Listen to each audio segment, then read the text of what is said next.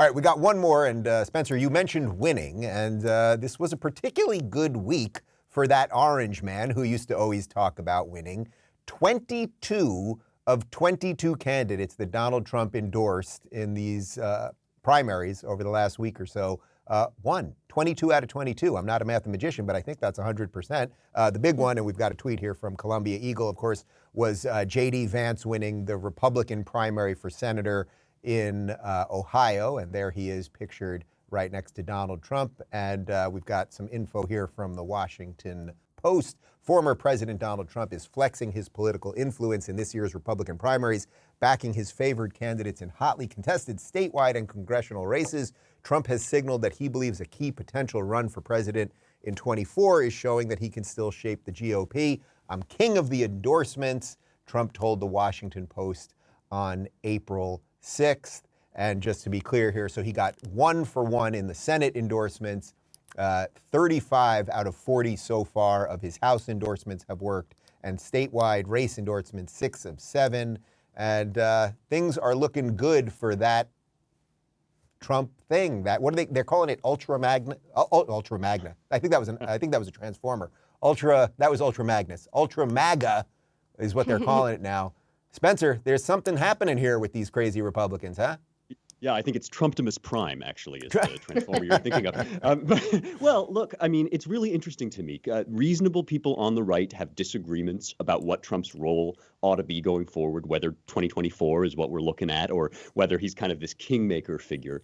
But I think one thing that these endorsements show is that there's one wrong way to look at this, and that's Asa Hutchinson, the governor, I guess, of Georgia, I think, who said, Trump cannot be the future of our party because he will only divide us further, right? That will be, he's this divisive figure, and all of his issues, these new right issues, like going hard on the culture war, like trade protectionism, caring about immigration and doing something about it, right? That these are divisive issues. I think that what we've seen, not just with these endorsements, but, in Virginia and places like that, that's the opposite of the case. The culture war issues are the issues that bring us together. When you show people, ordinary Americans, black, white, I don't care, male, female, I don't care, gay, straight, I don't care. When you say to them, look, these people want to come into your classrooms, they want to talk to kindergartners about how they can change their gender and change their sex, whether their parents agree or not, right? People are appalled. And we saw in Loudoun County how that galvanized, a red wave. We're seeing now that Trumpism, whatever you think about Trump, the man himself, Trumpism as a political platform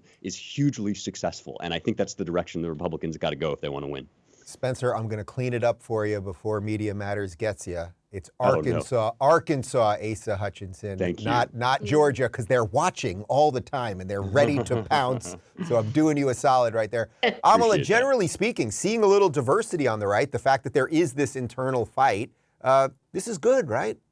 Right. Again, it's just normal people, and normal people happen to be diverse and look different and think different, and we're all willing. We're the side that's willing to allow everybody to speak their opinion, and we want to debate back and forth. We want to come to the proper conclusion, and I'm so interested to see what the next thing they try to pull out of the bag, because we're winning, and it seems like on every single front, the pendulum is starting to swing back, and I'm very curious to see what their next attack move is, because they can't really go after and do this whole orange man bad because he's really not at the forefront right now. He's behind the scenes just saying, I like that one, and people are responding. So we'll see what happens. Elisha, I sense, though, with 22 out of 22, he might put himself back in the forefront of this thing. That's what pretty much everybody was saying. And I was at Mar-a-Lago a couple days ago with all the crazy right-wingers of Florida, and they debuted this Dinesh D'Souza documentary about the election. 2,000 Mules. It was quite interesting, and I would recommend people see it. Whether or not it makes an airtight case is actually not even for me to say. But this kind of nudges the idea that he's going to jump back in, right? Oh, yeah. And people on the right, like yourself and Ben Shapiro, are saying this. And then you have the New York Times, The Daily, that did a whole episode about it the other day, which obviously they're skewing to the left. But he's not only asking people like, oh, hey, what are your conservative principles? Or are you, a MAGA person? He's asking them their opinion on the 2020 election, whether or not it was stolen. And apparently, according to some insiders, he's even asking them, would you support me in 2024? I agree with what everybody said, that it's great that he is able to have influence, and the majority of these candidates seem like legitimate conservatives.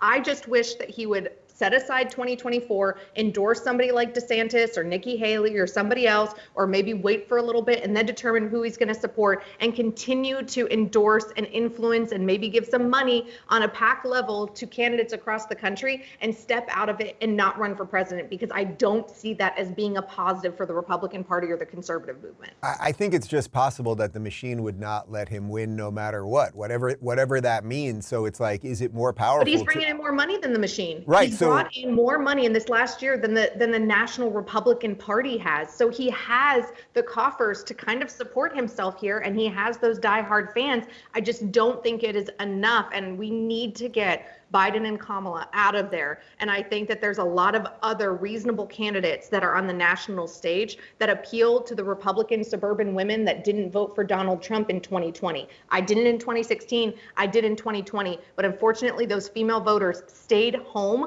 because we are different than men, and we don't like to see orange man saying certain things or treating women in certain ways. And there's great conservative candidates out there that he could support and endorse and have influence and be a kingmaker without being the guy at the center stage in 2024.